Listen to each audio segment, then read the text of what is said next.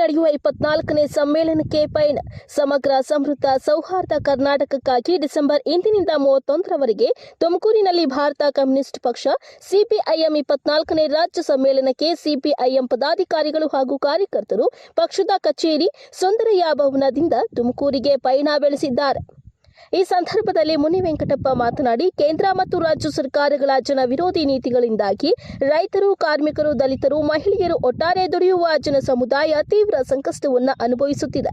ಈ ನೀತಿಗಳ ಕುರಿತು ಚರ್ಚಿಸಿ ಪ್ರಬಲ ಪ್ರತಿವಿರೋಧವನ್ನು ಒಡ್ಡಲು ಜನ ಸಮುದಾಯಗಳನ್ನು ಸಂಘಟಿಸುವ ಕುರಿತು ಮತ್ತು ಬಂಡವಾಳಶಾಹಿ ನೀತಿಗಳನ್ನು ಜಾರಿಗೆ ತರುತ್ತಿರುವ ಬಿಜೆಪಿ, ಕಾಂಗ್ರೆಸ್ ಮತ್ತು ಜೆಡಿಎಸ್ ಪಕ್ಷಗಳ ನೀತಿಗಳಿಗೆ ಪರ್ಯಾಯವಾಗಿ ದುಡಿಯುವ ವರ್ಗದ ನೀತಿಗಳಿಗಾಗಿ ಪರ್ಯಾಯ ರಾಜಕೀಯ ಆಂದೋಲನವನ್ನು ರೂಪಿಸಲು ಈ ಸಮ್ಮೇಳನದಲ್ಲಿ ಗಂಭೀರವಾಗಿ ಚರ್ಚಿಸಲಾಗುವುದು.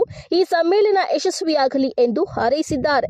ಈ ಸಂದರ್ಭದಲ್ಲಿ ಸಿಪಿಐಎಂ ಮುಖಂಡರಾದ ರಘುರಾಮರೆಡ್ಡಿ, ಬೆಳ್ಳೂರು ನಾಗರಾಜು, ಚನ್ನರಾಯಪ್ಪ, ಕೃಷ್ಣಪ್ಪ, ಗೂಳೂರು ಕೃಷ್ಣಪ್ಪ, ಮುನಿಯಪ್ಪ, ಮುಸ್ತಫಾ, ಸೋಮಶೇಖರ ಇನ್ನು ಮುಂತಾದವರು ಪ್ರಮುಖರು ಹಾಜರಿದ್ದರು.